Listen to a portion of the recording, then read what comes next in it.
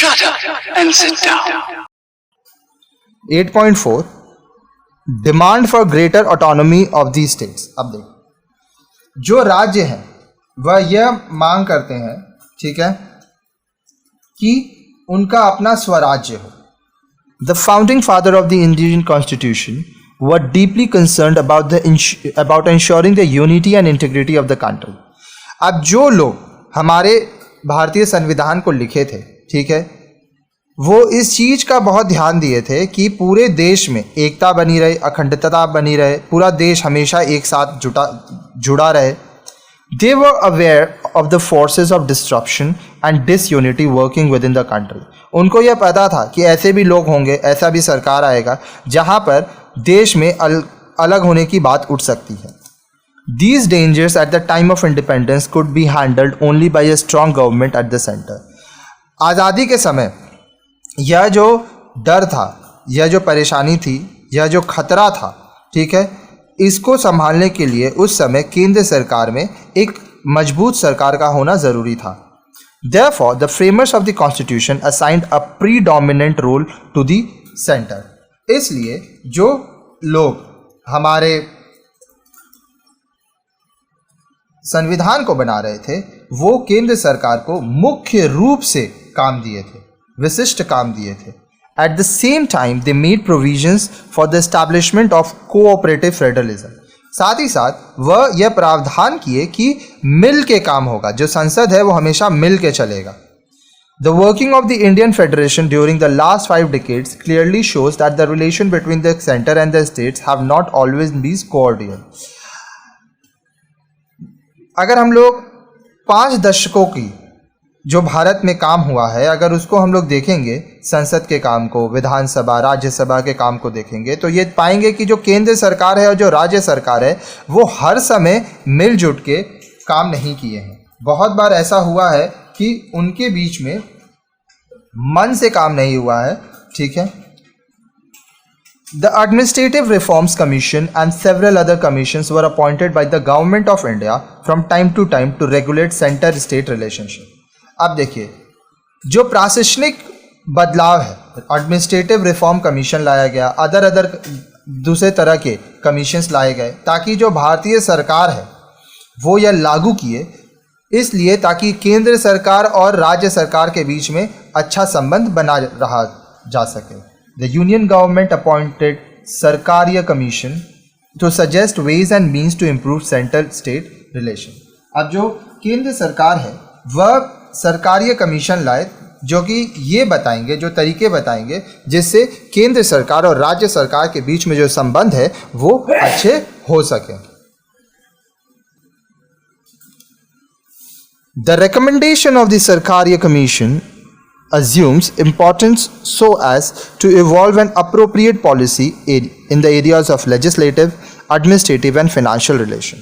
अब जो सरकारी कमीशन है वो जो रिकमेंडेशन किए, जो सुझाव दिए, उसमें ये देखा गया कि ये बहुत महत्वपूर्ण है ताकि जो स्टेट है और जो सेंटर है, जो राज्य है, जो केंद्र है, इन दोनों सरकार में अच्छी नीतियाँ बने ताकि ये लोग का रिलेशन अच्छा हो, वो लेजिस्लेटिव हो, एडमिनिस्ट्रेटिव हो या फिनेंशियल रिलेशन हो। हर एक जगह पर इनका काम एक साथ ये लोग जितना हो सके मिल के करें। It has not suggested wholesale structural changes in the fundamental fabric of the Constitution. हमारे संविधान का जो पूरा संरचना है इसमें पूरे बदलाव को यह नहीं कहते हैं। It felt that federalism is more a functional arrangement for cooperative action than a static institutional concept. जो हमारा सरकारी कमीशन के लोग थे, ठीक है, जो जिनको चुना गया था, वह यह देखे कि जो फेडरल सिस्टम है, संघीय जो प्रणाली है जहाँ पे सब मिल के काम करते हैं, जो संघ बनता है, इसका जो फंक्शनल अरेंजमेंट है ये ज़्यादा इंपॉर्टेंट है, ना कि ये कोई स्टैटिक इंस्टीट्यूशनल कॉन्सेप्ट हो। The commission strongly recommended the establishment of permanent inter-state council. अब जो कमीशन हुआ, सरकारी कमीशन, ये इस बात का सुझाव दिए कि एक इंटर स्टेट काउंसिल बनाया जाए। In addition it desired that both the center and the state should have the concern for the development of the backward territory or areas. साथ ही साथ जो यह कमीशन है, सरकारी कमीशन, वह इस बात पे जोर दिए कि चाहे वो केंद्र सरकार हो चाहे राज्य सरकार, दोनों को मिलके जो पिछड़े वर्ग हैं, जो पिछड़ा क्षेत्र है, ऐसा जगह जहाँ पे विकास की बहुत ज़रूरत है, उसका विकास करने पर जोर दें. If the economic developments of these backward regions are undertaken in a planned manner, the separatist tendencies will be automatically controlled. जो पिछड़े जाती हैं, जो पिछड़ा हिस्सा है, ऐसा भारत का हिस्सा जहाँ पर आज भी लोग बहुत ही तकलीफ से जी रहे हैं, ठीक है, जो बैकवर्ड एरियाज़ है, अगर उसका आर्थिक विकास होगा तो क्या होगा कि जो सेपरेट होते हैं, मतलब लोगों का जो ये सोच आता है कि हमको अलग कर देना है, तो ये सोच अपने आप नियंत्रण में आएगा क्योंकि सबका विकास होगा. Difference between the union and the states should be resolved by mutual consultation. अब देखिए, जो केंद्र सरकार है और जो राज्य सरकार है, उनके बीच में जो अंतर है उसको मिलकर बैठकर सुलझाया जा सकता है और अच्छा बनाया जा सकता है. It has taken a favorable view on the demand of the state to provide more financial resources at their disposal. अब जो राज्य सरकार है उसका जो मांग है कि उन्हें और ज़्यादा आर्थिक संसाधन मिले, इसका साथ देते हैं सरकारीय commission. In order to improve the center-state relation in the country, it has suggested economic liberalization and suitable amendments to the constitution. अब जो राज्य सरकार और जो केंद्र सरकार है उनके बीच में एक अच्छा संबंध रहे देश में, इसके लिए जो सरकारी कमीशन है वो सजेस्ट करते हैं कि इकोनॉमिक लिबरलाइजेशन हो, आर्थिक रूप से मदद मिले राज्य को, और जो संविधान है उसमें जो ज़रूरत है सुधार की, अमेंडमेंट्स की, उसको की जाए.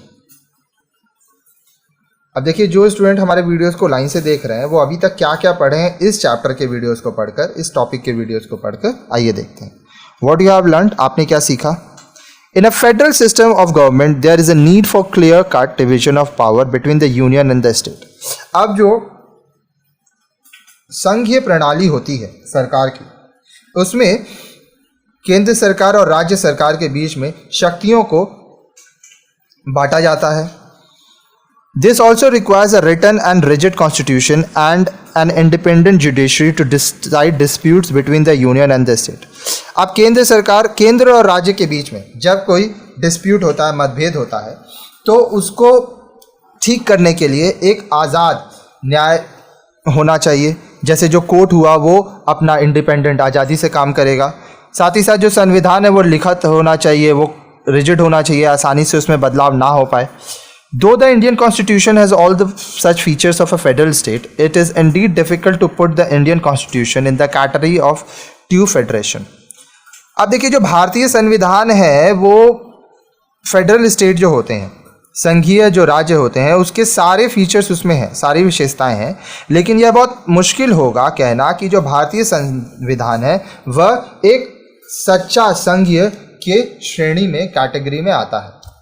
The framers of the Constitution have incorporated certain non-federal features in it, such as single citizenship, single judiciary, a strong center, appointment of the governor by the president, unequal representation in the Rajya Sabha, and so on.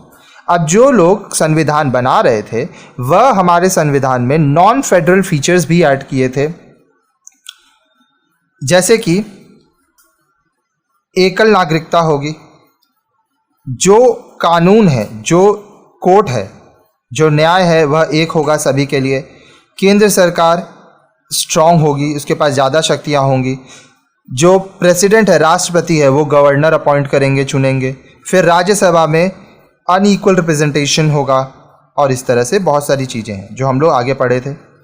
All these indicate a tilt towards strong centre. अब इस सब से क्या हुआ कि जो central government है, जो केंद्र सरकार है, उसके पास ज़्यादा झुकाव देखा गया. The state have to work in close with cooperation with the centre. जो राज्य सरकार है उसको केंद्र सरकार, सेंट्रल गवर्नमेंट के साथ मिलकर काम करना पड़ेगा.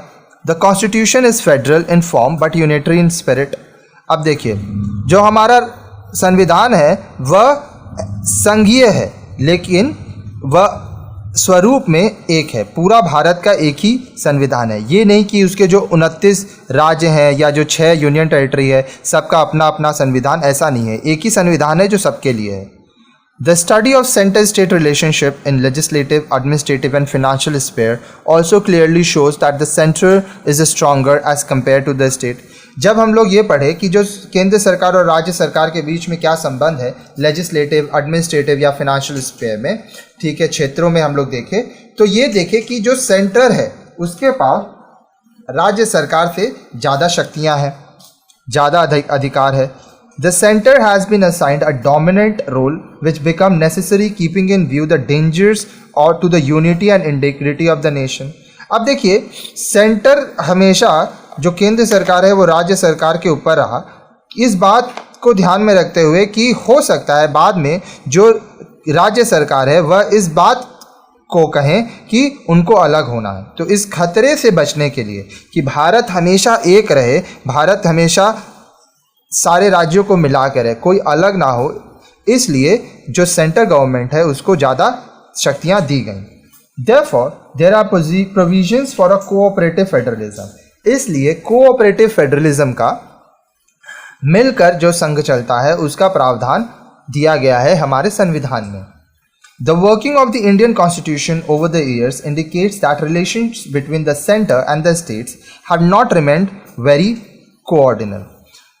अब जो प्रैक्टिकल चीज़ हम लोग देखते हैं कि जो भारतीय संविधान जो संसद में काम होता है वहाँ पे ये देखा गया कि जो केंद्र सरकार है और जो राज्य सरकार है वो हमेशा मन से एक दूसरे के संग काम नहीं करते रहे. The states have started demanding more autonomy. जो राज्य हैं उनको अपना खुद का स्वराज्य चाहिए होता है. Various commissions have been appointed by the government in India to review the centre state relationship. बहुत सारे ऐसे कमीशंस बनाए गए, ऐसे अधिकारियों को नियुक्त किया गया ताकि जो केंद्र सरकार और राज्य सरकार के बीच में जो संबंध है वो अच्छा रहे. The Sarkaria commission examined the problem and recommended changes in the area of federal, legislative and administrative and financial relation. अब जो सरकारीय कमीशन बनाया गया था भारतीय सरकार द्वारा उसमें यह चीज़ रिकमेंड किया गया, यह सुझाव दिया गया, यह देखा गया कि क्या क्या समस्याएं हैं. ठीक है, क्या चीज़ का समस्या, केंद्र सरकार और राज्य सरकार के संबंध में, और यह सुझाव दिया गया कि जो हमारे संविधान में जो फेडरल चेंजेस हैं, ठीक है, जो संघीय चीज़ें हैं, जो लेजिस्लेटिव है, एडमिनिस्ट्रेटिव है, जो फिनेंशियल रिलेशन है, इसमें जहाँ जहाँ ज़रूरत है वहाँ पे बदलाव किया जाए. तो यहाँ पे भी ये चैप्टर हमारा कंप्लीट होता है. तो जो स्टूडेंट हमारे वीडियोस को लाइन से देख रहे हैं, अभी तक आप चैप्टर 8 तक पूरा पढ़ चुके हैं. बहुत सारा टॉपिक हम आपको पढ़ा चुके हैं. आगे और भी वीडियोस आएगा तो लाइन से पढ़ते रहिए. और देखिए हम आपके लिए बहुत मेहनत करके वीडियोस बना रहे हैं. तो अगर आपको हमारे वीडियो से फ़ायदा हो रहा है तो आप इसको एक ट्यूशन की तरह भी समझ सकते हैं. और मेरा रिक्वेस्ट है कि हमारा ऊपर नंबर दिया गया है, तो आप अगर इसमें चाहें तो कांटेक्ट करके 500, 1000 जितना भी आपका मन हो आप हमें डोनेशन दीजिए. क्योंकि देखिए मैं एक इंस्टीट्यूट चलाता हूं और ऐसे बहुत लोग मुझे कहते हैं कि आप डोनेशन मांगते हैं. तो देखिए बहुत सिंपल कॉन्सेप्ट है, हर एक व्यक्ति को जीने के लिए पैसे की ज़रूरत होती है. ठीक है, आज हम लोग जो भी काम करते हैं उससे हम लोग को कुछ ना कुछ आर्थिक मदद मिलनी ज़रूरी है. तो मैं आज आपके लिए काम कर रहा हूँ, आपको मुफ्त में ये सारी वीडियोस देता हूँ यूट्यूब में. तो ये आपका भी फ़र्ज़ होता है कि आप मेरा भी थोड़ा मदद करें. तो जो लोग चाहें वो मेरा मदद कर सकते हैं और जितना उनका समर्थ हो उतना वो पेटीएम के माध्यम से, गूगल पे, अकाउंट ट्रांसफ़र, फ़ोनपे व जिस भी माध्यम से वो चाहें वो मेरे को कुछ पैसे देकर मदद करें ताकि मैं और भी वीडियोस बना सकूं और भी अच्छा सेटअप कर सकूं. मैं चाहता हूं कि मैं लाइव वीडियोस पढ़ाऊं, लेकिन उसके लिए बहुत सारा सेटअप, बहुत पैसे की ज़रूरत है. इसलिए मैं आपसे डोनेशन मांगता हूं. चलिए हमारा साथ बनाए रखिएगा. जितना हो सके हमारे वीडियोस को लोगों के संग शेयर कीजिएगा ताकि ज़्यादा से ज़्यादा लोग हमारे वीडियो से पढ़ सकें और कुछ सीख सकें. धन्यवाद.